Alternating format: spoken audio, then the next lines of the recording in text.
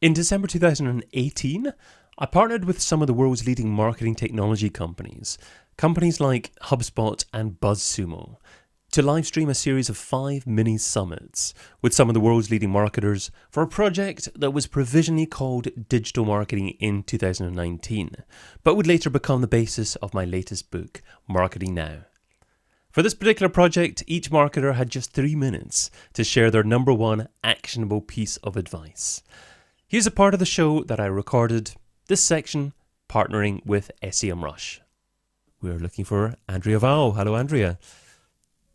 Oh, actually, let me just unmute myself. That would help. Can you hear me? We can hear you loud and clear, Okay, so thank you so much. good. So Andrea is Yeah. the co-author of Facebook Marketing All-in-One for Dummies. She is a Facebook ads expert and a stand-up comedian too.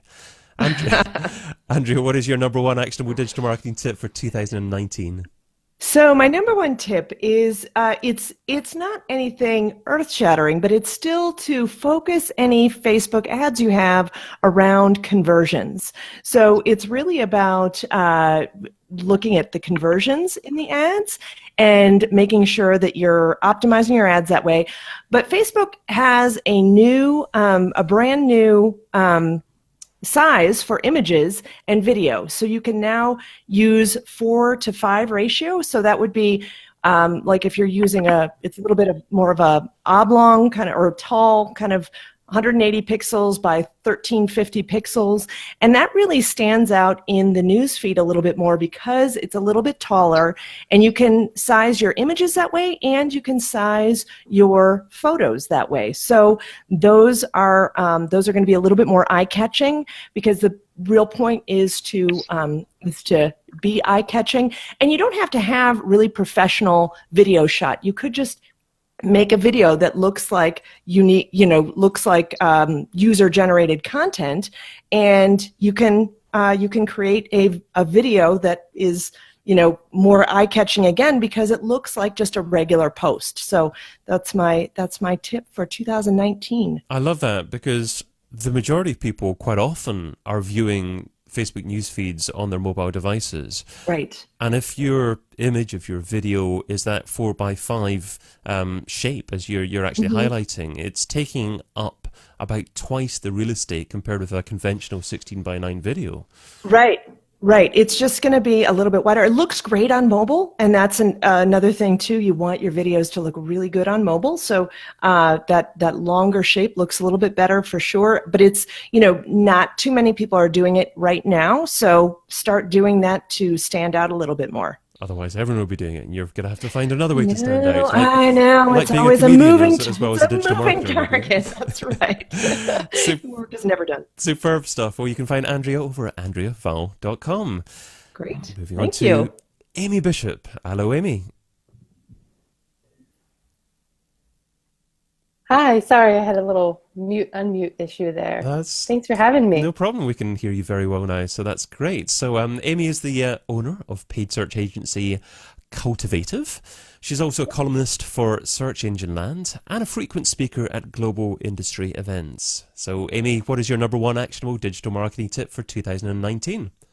So my number one tip is that in 2019, marketers need to think about the big picture, which can seem daunting. There are so many different channels and pieces of MarTech, and the landscape will likely only continue to grow. So start with a customer-centric approach to the purchase journey, which is basically just putting yourself in their shoes and thinking about what information do they need, as well as their decision factors, and then try to map your campaigns around that, including cross-channel touch points. So to get a better pulse on funnel performance, set up those micro conversions, track the journey, and then map your audiences to the funnel. Audiences are a great tool for designing and supporting those paths, especially across multiple channels. So with that, my actionable tip is to make sure that you're spending some time identifying those best audiences to drive the most potential revenue, including first-party and third-party audiences. So to do that, look in Google Analytics at your demographic and interest data and reports for some good third-party audiences that might make sense to promote. And even if you're not pushing those right now, what you'll find is which of those audiences are your most common purchasers or converters falling into. So if you spend more there, you could potentially drive more transactions and conversions. And then create custom reports in Google Analytics to identify other valuable segments worth basing audiences upon. So things like page depth and time on site, and really find where is that benchmark where people are starting to spend more or people are more likely to convert. So you can create audiences based upon that. And then be sure to have that audience report within Google Analytics set up so that you can make sure that you're reviewing the performance across all channels and campaigns. So once you have all of your audiences set up in Google Analytics, you can see which of those are proving to be most valuable. And then you can also use those as custom view segments and in custom reports and custom dashboards. So you can not only monitor performance, but you can also identify opportunities to improve the performance of those audiences by looking at things like what content do they like, which channels are converting those audiences the best, and things like that. Love that. And Kirk Williams is saying in the chat, woohoo, Amy B. Hey, Kirk. Just a quick follow-up question, Amy. So I love that the segmentation of your customers there. Would you generally advise customers to also write bespoke copy targeting specific audiences to actually have special landing pages? Yeah, you would. Absolutely. That can be really valuable. So having those audience reports set up gives you so much opportunity to dig into what kind of content those audiences are consuming. And then you can take that content, but even tailor it to be more specific to them. And I also highly recommend looking at the site search reports, because you may find things that people are searching for, they're not finding, and then ultimately they're leaving the site. So that can be a good opportunity to create content for those audiences to help keep them on site and to convert them. Lovely stuff. Well, you can find Amy over at cultivativemarketing.com. Thanks again, Amy. Thank you. And Leah Buckingham Warner. Hello, Leah. Hi. Can you hear me okay? We can indeed, yes. And a lovely Christmas tree as well. Yes, it is. It's all festive in here at the moment. And you audio listeners are missing out on so many great backgrounds. Not just the backgrounds with the people taking part, but Leah's other background is she's from Butterfly Marketing Consultancy. And what distinguishes Leah's online marketing services from others is her down-to-earth, non-jargon approach. So Leah, what's your number one actionable digital marketing tip for 2019? Okay, so my tip is to get involved in influencer marketing. So I know it's not a new concept, but many companies are devoting more time than ever to influencer marketing, and I think we're going to see a lot more of it in 2019. The reason for its growth is because people are becoming more skeptical of their brands and their marketing tactics. And they're getting tired of seeing posts that are created purely just to sell. They want to see more trustworthy information. So building trust is crucial. We all know that people trust people, and word of mouth has become more trustworthy than any form of advertising at the moment. So influencer marketing really is a force to be reckoned with at the moment. The great thing is as well, we're seeing there's an actual rise in digital influencers and micro influencers who basically are individuals who've grown their own social media accounts in niche areas. And what we know for sure at the moment is these type of influencers who are currently dominating the market.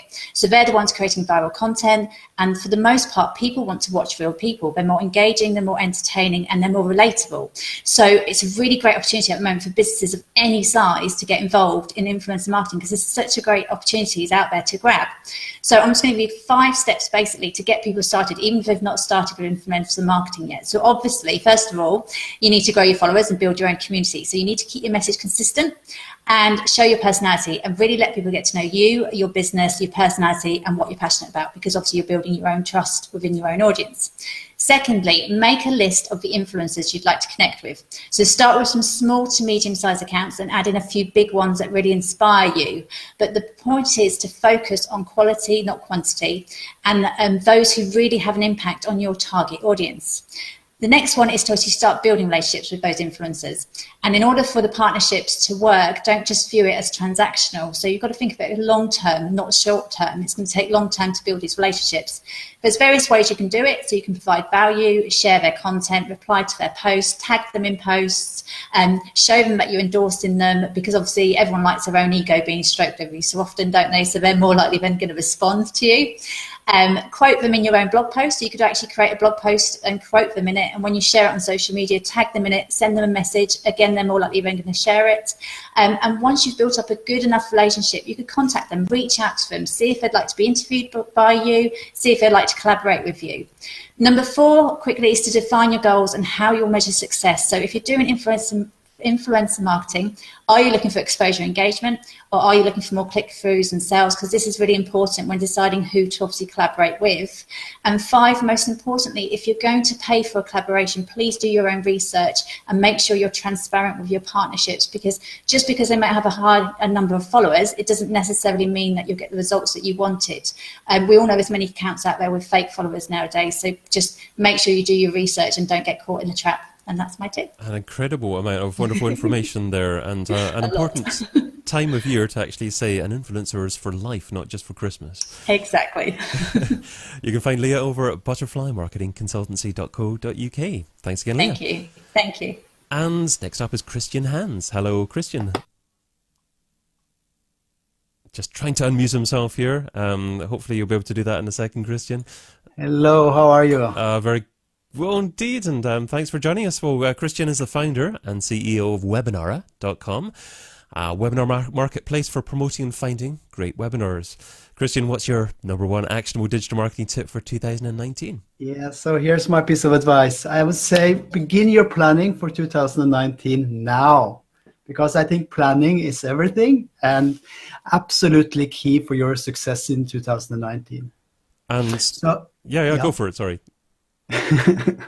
So, now that all spaces are oversaturated with offerings like in business to business and business to consumers, I think it's extremely important that you keep your messaging right and relevant at all the time. And someone spoke about personalized campaigns yesterday. I think that's also really important.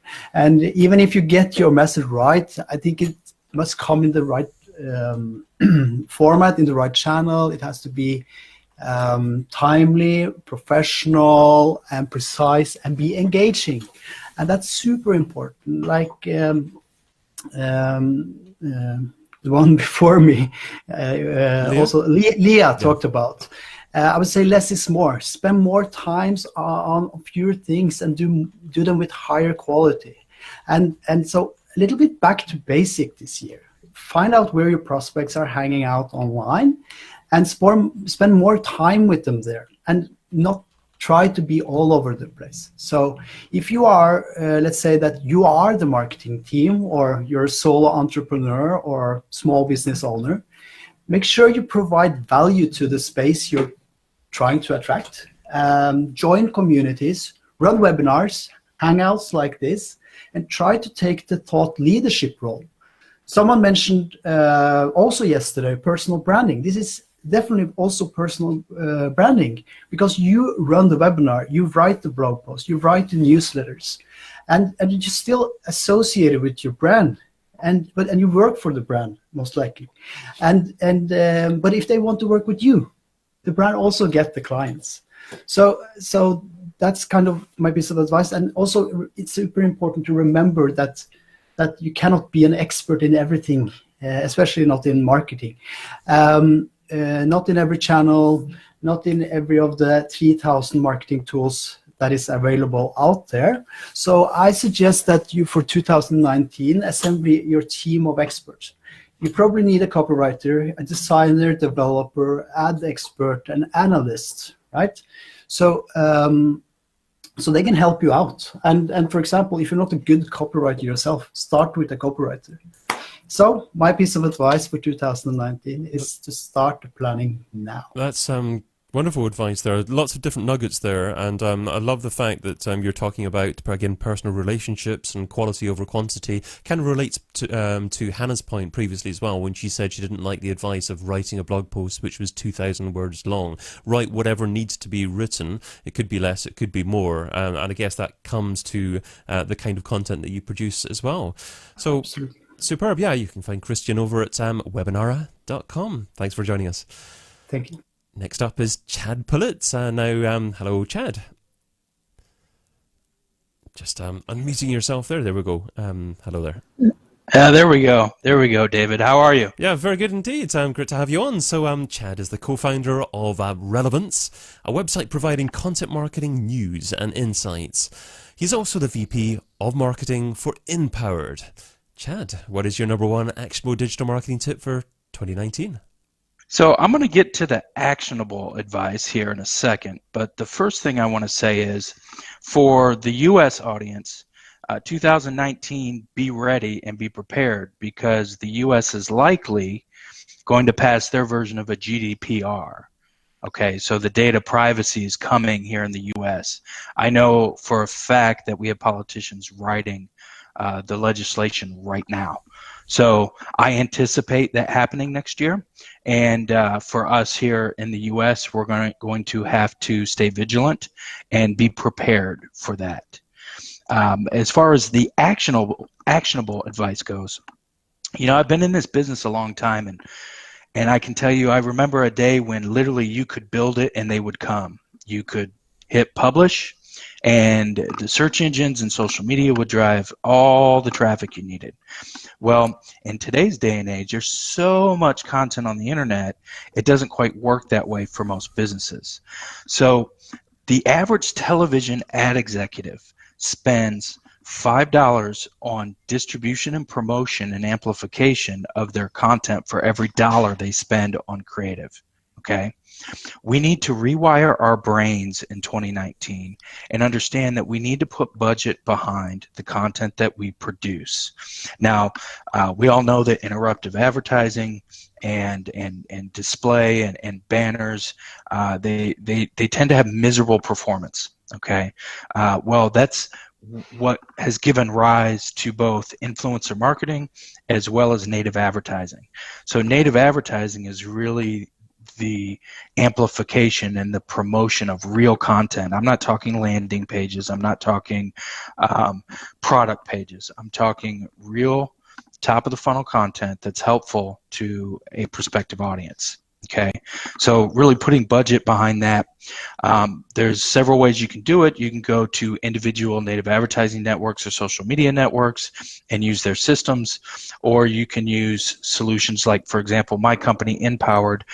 We are an artificial intelligence layer that sits over 40 of those social media and native advertising networks that you can then scale amplification.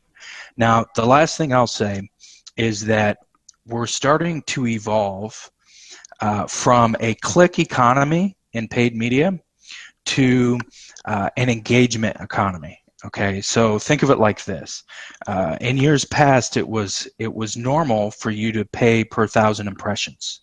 So it was an impressions economy. Okay, now most of the solutions are based on a click economy. Okay, well, that's problematic because as content marketers, what do we want? We want engagement with our content. We don't care about the click, because the truth is 2/3 of those clicks bounce before 15 seconds. And at 15 seconds, the average user, 70% of the users consume 80% or more of the content, according to Chart-B Analytics. So the actionable takeaway is this. We need to rewire our brains and understand that distribution is critical today in our noisy internet. A lot of incredible takeaways there. Thank you so much for joining us, Chad. You can find Chad over at inpwrd.com. Next up, Teresa Heath-Waring. Hello, Teresa. Hi, how you doing, David? Very good, thanks. How are you doing yourself?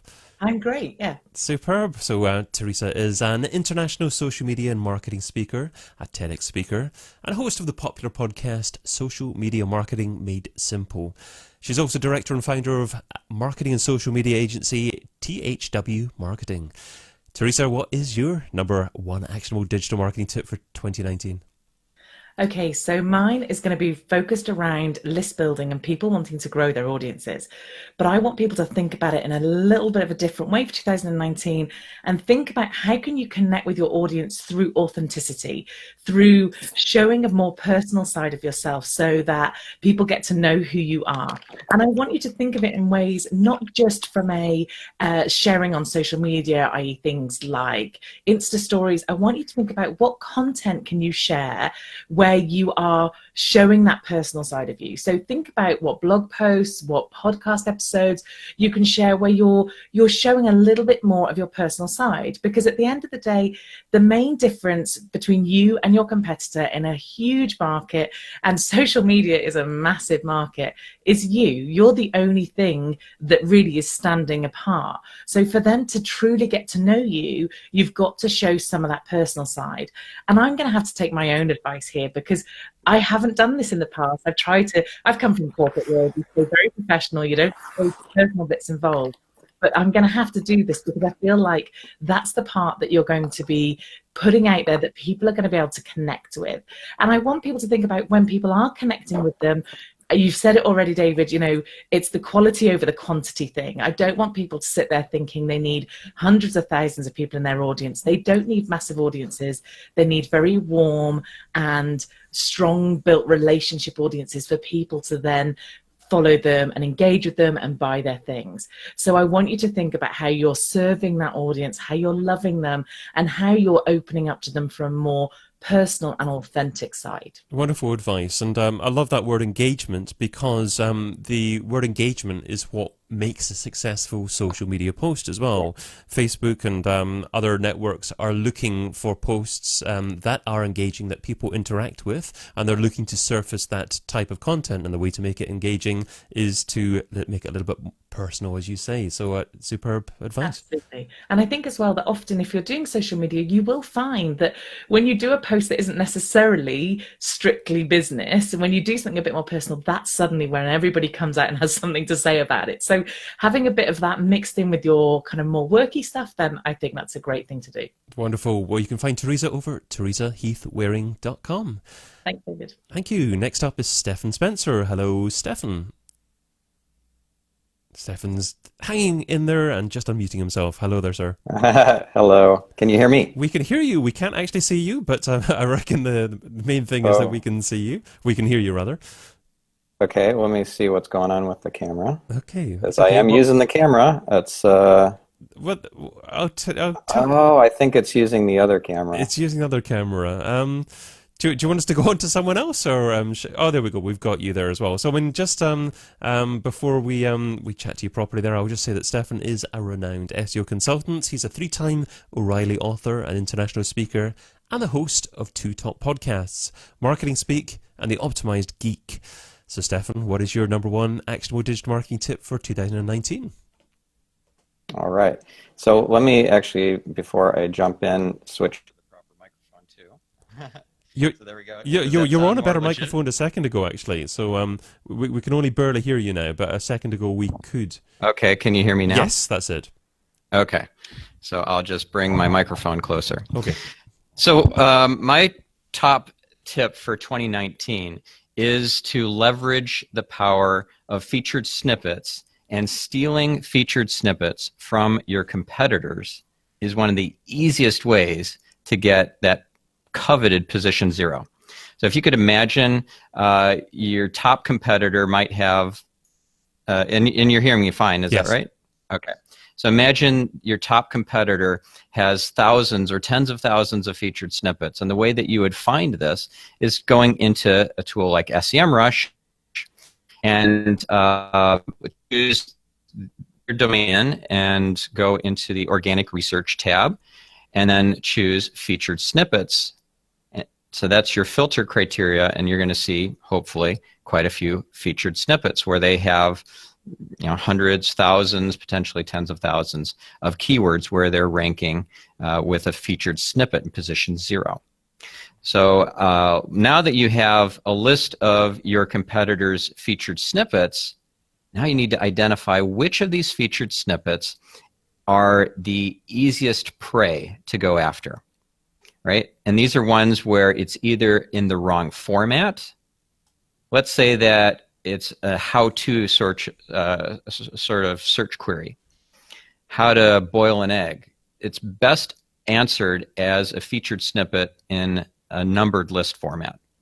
If it's a paragraph snippet, that's not a great answer to the query because it's not in a format. So how-to query in a numbered list. If it's let's say, tabular data. Now, tables are not typically that popular because they're not easily read for voice search. And this is kind of the big opportunity here isn't just to be in position 0, it's to be the answer for voice search.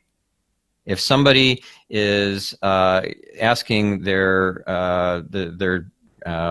Google Home device or their Android phone what the top I don't know, Netflix movie of 2018 is, that's something that you want to be the answer to, and if you're position 0, that's you.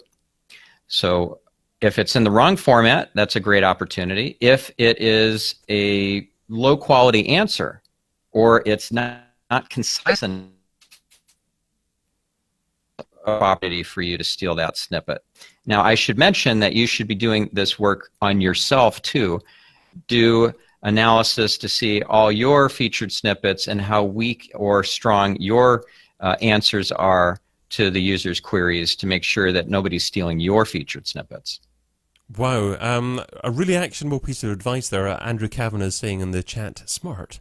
So that's a great piece of feedback there. Yes. Oh, and I do have a great article that I can refer listeners to or viewers to. It's on Search Engine Land. It's how to rank position 0 in 3 simple steps or 7 simple steps, something like that. So that's a Search Engine Land article I authored I don't know, 6 or 8 months ago. A number of simple steps. Wonderful stuff. Yes. Well, you can find Stefan over at stefanspencer.com. Next up, we have Mr. Kirk Williams. Hello, Kirk. Hey, how are you? Very good, thanks. How are you doing yourself? Good. Lovely. Okay, well, Kirk is the owner of Zato, a data-driven paid search marketing agency specializing in e-commerce PPC. Kirk, what is your #1 actionable digital marketing tip for 2019? Yeah, thanks, Dave. So as you set it up, we're primarily focused on e-commerce PPC, so that's where my tip is going to be in the realm of. I think that as I was trying to think through this, and what I think is something that we all need to stand up and take notice of, especially in the e-commerce PPC world. I think it's taking a hard look at investigating Amazon advertising in 2019. I know Amazon advertising has been around for a while, as everyone does. But it's just, it seems like everyone, specifically Amazon, is looking at that saying, hey, this is something that we can grow out. It's supposed to overcome AWS in operating income by 2021, which is nuts if you think about that, because Amazon is a huge company. AWS has always been a significant part of their revenue, and if all of a sudden they're looking at ads passing that up in the next couple of years, that's a really big deal. We all kind of need to take note of that. Specifically in the last couple of months, report just went out in terms of Amazon growing to become the 3rd largest advertisement platform now in the world. Of course, that's not in some ways that big of a deal because Google and Facebook really own the market, but hey, it is growing. It's growing wildly year over year. And from what I see, we saw this with Facebook, we saw this with Google. It does seem that advertisers kind of in the early stages of things often see a little bit of an initial bump in revenue, profit, and all that. I think Amazon is just continuing, as we all know, continuing their charge forward with a lot of stuff. Advertising is part of that, and as e-commerce PPCers, we should probably be aware of that and really investigating whether that's going to be a great fit for us and how to work that into our strategy in 2019. I love that, and jump on there before all your competitors jump on there, and you actually might get a little bit more bang for your buck in terms of the amount that you're paying for your different adverts. You'll figure it out faster than your advertisers as well. It's quite funny, actually. Recently I've received a couple of emails from Amazon saying try our advertising. So they're certainly trying to push it out as well. Yeah, definitely. People like to make money. Superb. Well, you can find Kirk over at zatomarketing.com. Next up we have Michael Fleischner. Hello, Michael. Hey, David. How are you? I'm very good. How are you doing yourself? I'm doing great. It's always great to talk to you. Yeah, great to have you on again. So Michael is a marketing expert, an entrepreneur, an author, an instructor as well for the American Marketing Association. He's helping companies to get the most from their marketing technology. Michael, what is your #1 actionable digital marketing tip for 2019?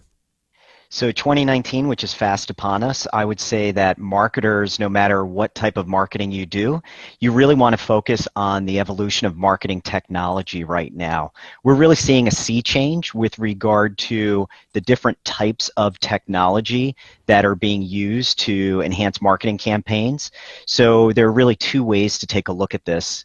The first is what new technologies can you integrate into your marketing technology stack, and how can those help you perform better, get more from the dollars that you are spending. The second way to think about marketing technology is that of the tools that you do use, even if you're using a small software as a service tool like Moz or programmatic tool for AdWords or pay-per-click marketing, are you getting the most from that tool? And there's so many free educational resources today, whether you just go to YouTube or within the different packages themselves, that really help you leverage to their fullest all of these different marketing tools. So I think marketing technology is something to watch. We're seeing it on a global scale. Over 7,000 MarTech providers today. Adobe announced recently their acquisition of Marketo, in addition to Adobe Experience Cloud, which is a larger platform for enterprise level organizations. But it behooves all of us to really stay on top of everything that's happening with MarTech, artificial intelligence, machine learning, natural language programming. The future is here. I love that. Chad was saying earlier on that 10 plus years ago it was possible just to publish something and you would get loads of traffic, and I certainly experienced it back then. I'm sure you did as well. But now Absolutely. You have to measure the value of everything because it costs a lot more to generate that traffic, and unless you're ensuring that you're getting the maximum potential from every single visitor that's coming from your site, and you're measuring that and you know the value of each visitor, then your competitors will win rather than you. Absolutely. It's superb. Well, you can find Michael over at bigfinsolutions.com. Pleasure again, Michael. Thanks, David. Lovely. Okay, and Lexi Mills is next. Hello, Lexi. Hi, how are you? Yeah, very good, thanks. How are you keeping? Good. Thanks for having me. Superb. Thanks for coming on. Well, Lexi is a multi-award winning digital marketing expert specializing in integrating PR and SEO. She is president of the Future of Search Foundation and managing director of influence consultancy Shift 6. Lexi, what's your number one actionable digital marketing tip for 2019? Well, this was a tough one because I really wanted to talk about AI and machine learning, and I consider that highly valuable. But really, I think we need to go back to some of the core basics. If you don't care about the thing you're creating and promoting, you're never going to make great progress. All my best campaigns on reflection have come because I just told everyone about it because I was excited, and then they told me where it needed tweaking. They told me which journalists might be interested. But the genuine excitement for it meant that I took it a step further.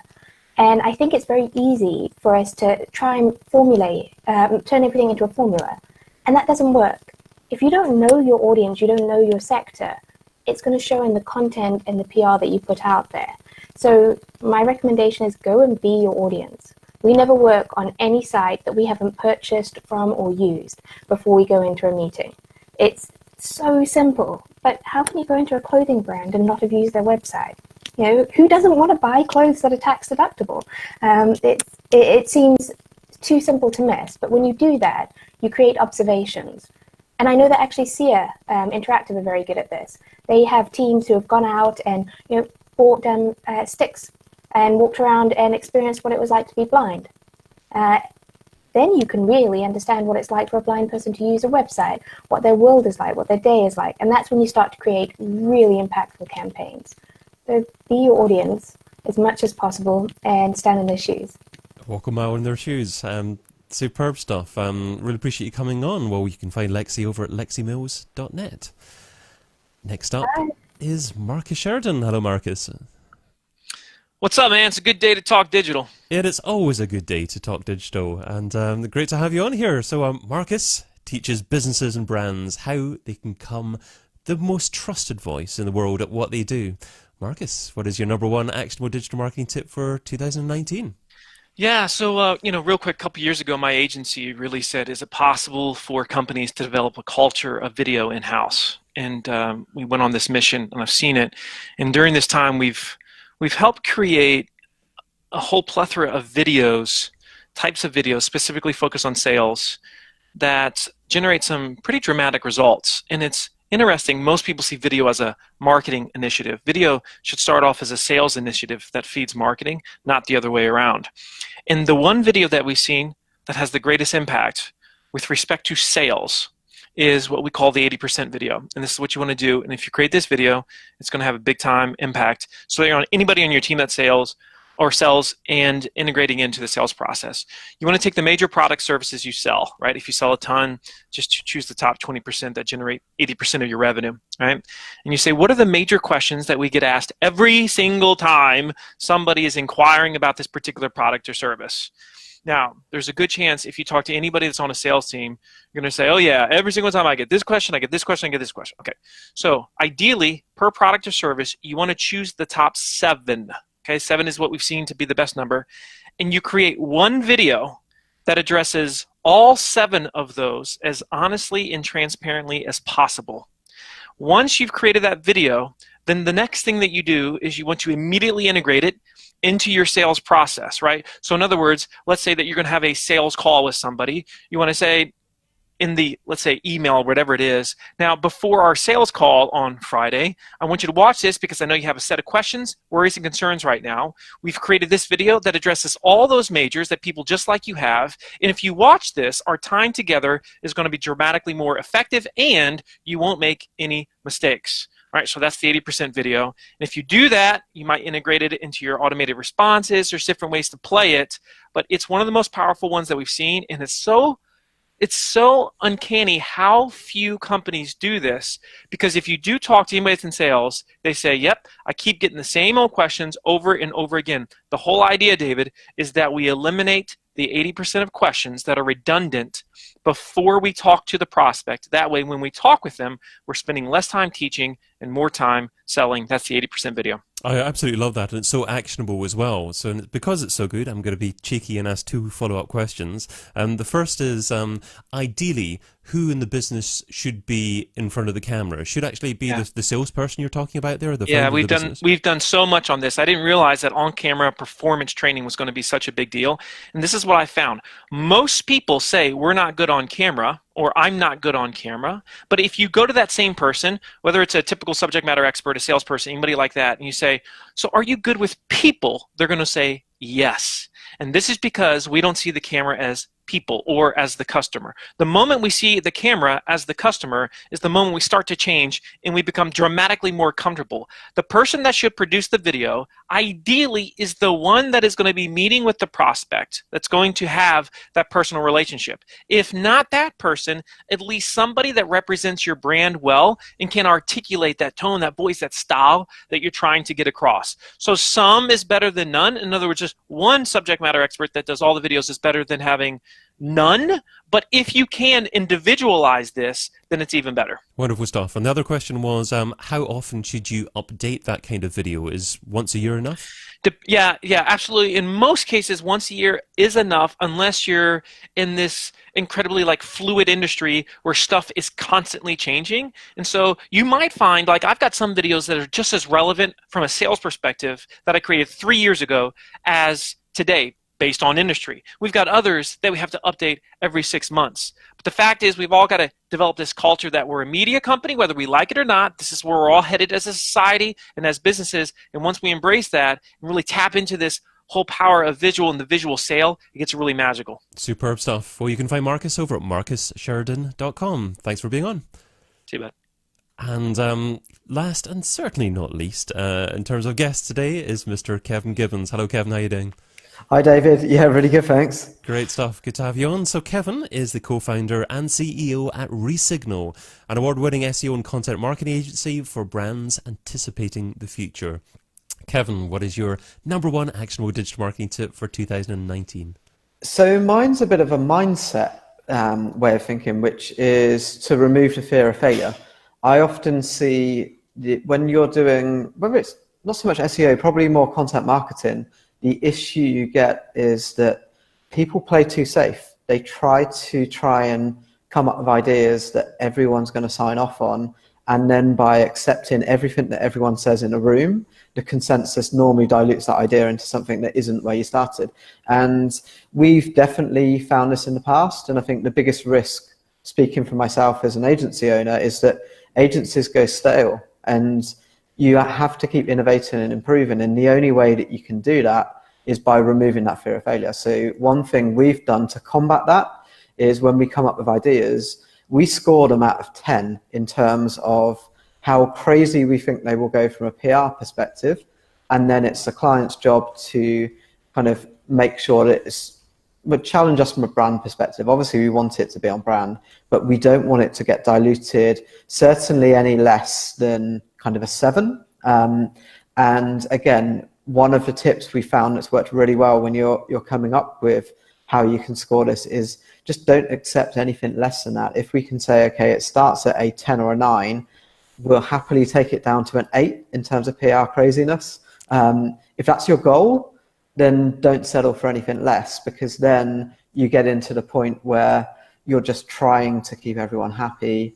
You become short-termist, and I think that the key is focus on what you're trying to do, how you can be most creative, and then you're playing to your strengths. And that's certainly something that I think we found has benefited us. And one of the key ways of getting that across as well is to think strategy, not campaigns. If you think campaigns, you put so much pressure on trying to make one thing a success that if it works, you'll do something else, and then that has to be a success. If you think strategy, you can think like a VC investor, where if you've got 10 different companies you're investing in, you might have 4 or 5 that are average and fail, but those 1 or 2 big ones are the ones that's going to be so much better than being average across the board. So if you can have that mindset of what we're really trying to do is, of course, you want everything to be a success, but you're not putting all your eggs in one basket.